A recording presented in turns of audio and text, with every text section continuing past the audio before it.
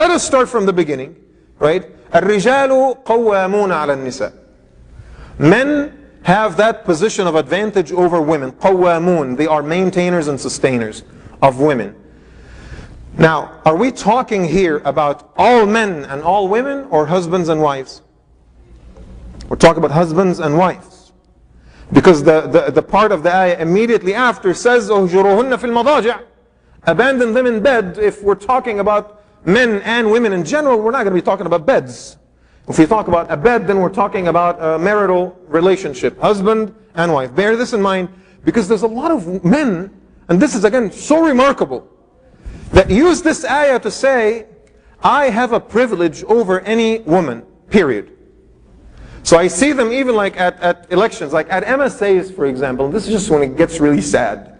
At MSAs, I see some brothers who say sisters cannot run for the board of our MSA at the university. Why? Hey, Allah says in Surah An-Nisa, الرجال قوامون على النساء. So I am qawam over them. Like, subhanAllah, is that sister your wife? And then it'll be like, no, but I mean, I'm a man, she's a woman, so I am qawam over her. And I'm like, no, you're wrong.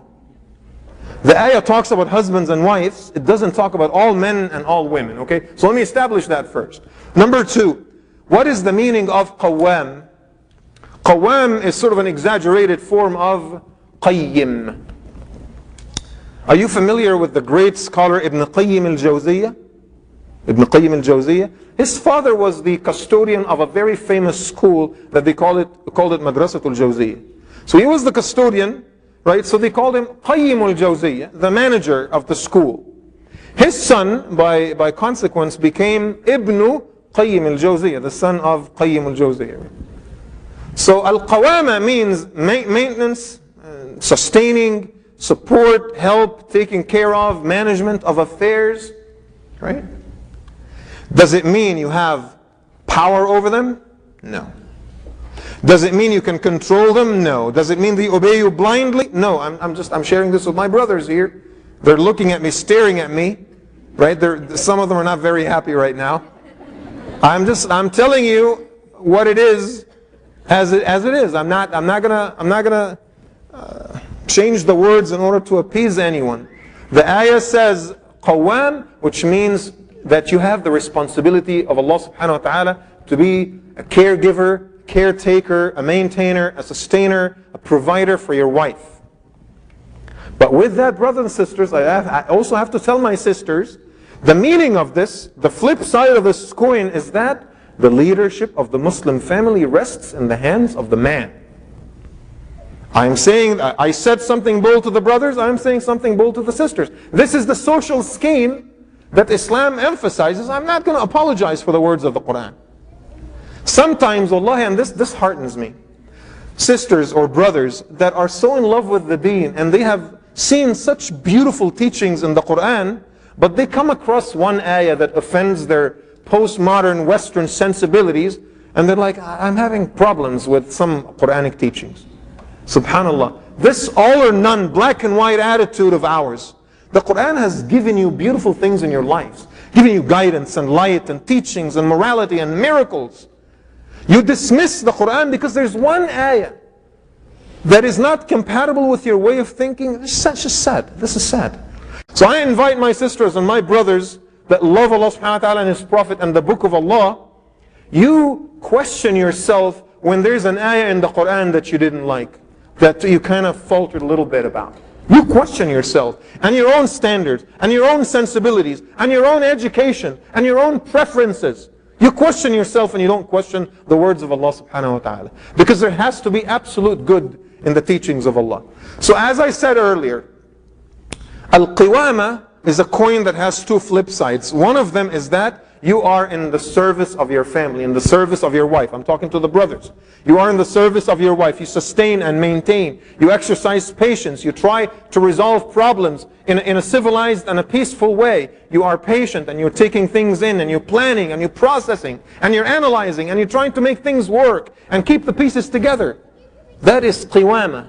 But the flip side of the coin is that you get the leadership of this family. But the leadership of the family is not unconditional.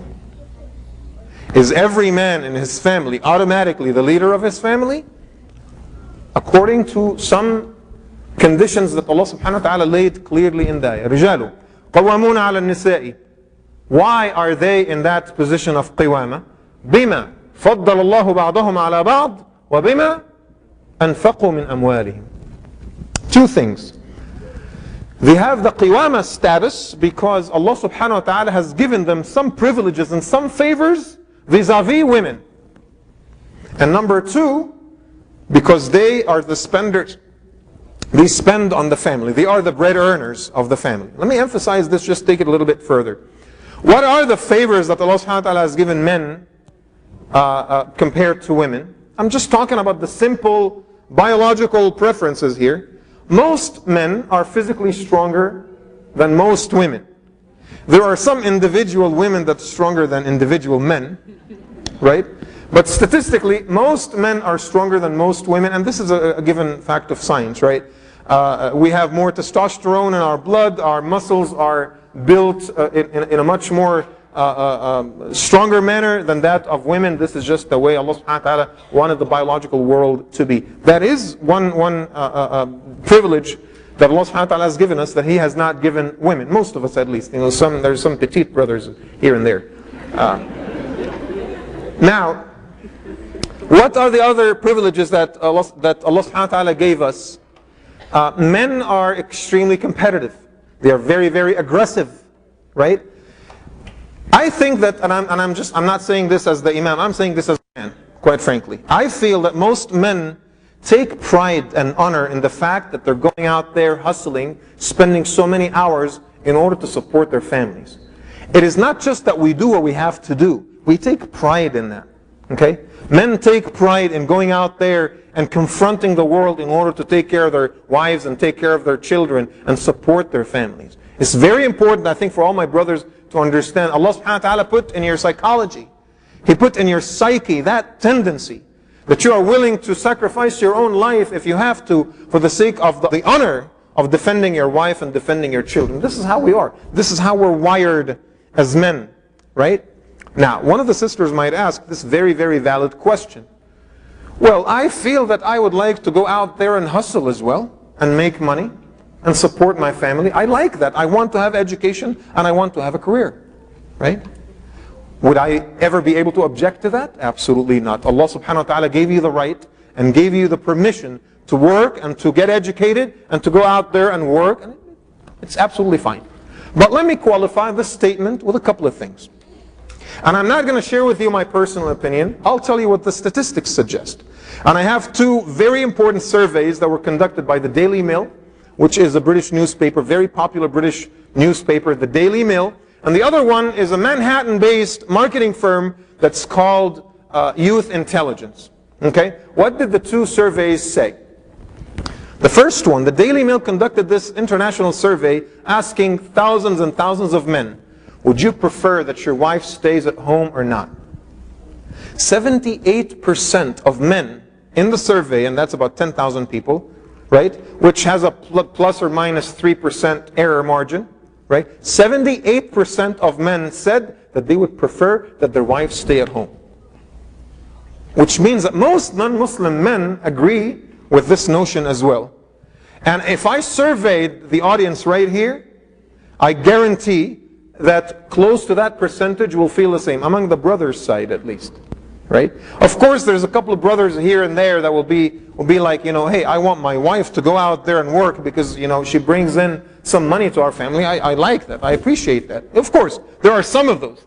But I think that most men would rather that their wives stay at home, and honestly, and don't think of me as, you know, sharing with you my fobbish views.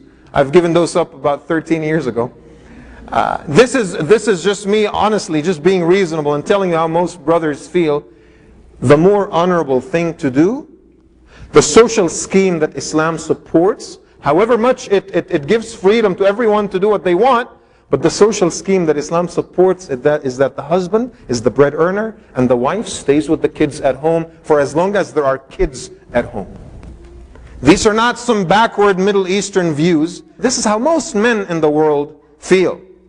Now, some of the sisters might say, I don't care how most men feel. What about us? What about how I feel? Doesn't it matter? I say it absolutely matters. Hence the other survey. And the other survey, interestingly, was actually commissioned by the Cosmopolitan magazine. Do you know the Cosmopolitan magazine? I mean, not the brothers and sisters. Do you know the Cosmopolitan magazine? Some brothers are going like it. The Cosmopolitan magazine commissioned Youth Intelligence, which, like I said, is a marketing research firm in New York, to ask, I think it's over 12 or 13,000 women. Again, it was a national survey. This is an American survey, not an international one. So they asked American women, would you prefer, who are either in a relationship, they're either married or, they're astaghfirullah with someone. Right? So they asked about 12 or 13,000 American women in the age group between 18 and 34, which is the prime age for women, right? This is the age where they graduate from high school, they go to college, they get married, they decide on a career. It's a very important, sort of like age group, 18 to 34. Doesn't mean if you're older than 34 you're not prime. I mean, just don't get me wrong. But this age group is very, very important, so they targeted that age group, where they make most of their lifetime decisions. 69% of American women, regardless of religion, said in the survey that they would rather stay at home and take care of their children if they have decent husbands that are taking care of business, that are earning a living. 69%, which is not as overwhelming as 78%, but I still think that this is a very powerful percentage of American women, mostly non-Muslim women, who still prefer to stay at home. And subhanAllah, wallahi, brothers and sisters, I look at that and I see the miracle of Allah subhanahu wa ta'ala, and I see fitrah, and I see how He ingrained this information in our DNA. Am I saying sisters should stay at home and not go to school and not pursue an education, not pursue a career? Absolutely not. But make sure that you don't do that at the expense of the poor children that you leave at home, for your tablets to raise, for the television to babysit, for some non-Muslim babysitter that teaches your kids God knows what kinds of values. You make an arrangement if you would like to pursue a career. But if you want my personal advice, my sisters, all of you, if you get married, your sacrifice to your family, to your husband, to your children, and above all to Allah subhanahu wa ta'ala, is to stay at home until the youngest of your children goes to school. You have 2, you have 3, God gives you more, 4 children, it doesn't matter. When the youngest kid goes to school, you have a good 8-9 hour gap every day. You do whatever you want with that time. In fact, I encourage you to go out there and learn and experience. This will help you become better mothers. But to go out there to make $30, $40, $50, $80,000 to bring some more pennies to the house and you compromise your children, it is not acceptable. And I'm being straightforward and bold with you. These are the teachings of the deen. And this is the meaning of al-qiwama. Men who don't have those qualities, and men who don't have the ability to earn money and support their families financially, do not have the qiwama of their families. Sorry, brothers. In other words, if a brother happened, very little brother, got married to a bodybuilder female, right? He's much stronger than him physically, and he enjoys being at home and cooking and taking care of stuff at home. I'm not saying that in a derogatory sense. I'm just saying he just enjoys being at home, and his wife is out there hustling and making money. That brother cannot complain when she's asking him to do stuff. Hassan, have you finished the laundry? Hassan, what do we have for dinner tonight? What? What are you talking about? I'm waiting for you to come prepare dinner. Sorry. You're not the boss anymore. You want to be the boss? You do what Allah subhanahu wa ta'ala said in the ayah. You have to have the privilege and the favor that Allah has given you is that you're earning a living for your family. You're earning that living and you are the sole supporter of your family, right? You have that privilege and you can be the boss of the family. Comes with a price, right? Now, what happens most of the time is that men and women both work. And this is a very complex discussion. Inshallah, if you're interested, if you have both mom and dad in the family work, and the husband makes 80,000, the wife makes 25,000, does she have a share in the decision-making process? Is she the vice president of the family? Again, none of that really matters. As long as the majority of the income comes from the husband, then the husband basically has that qiwama.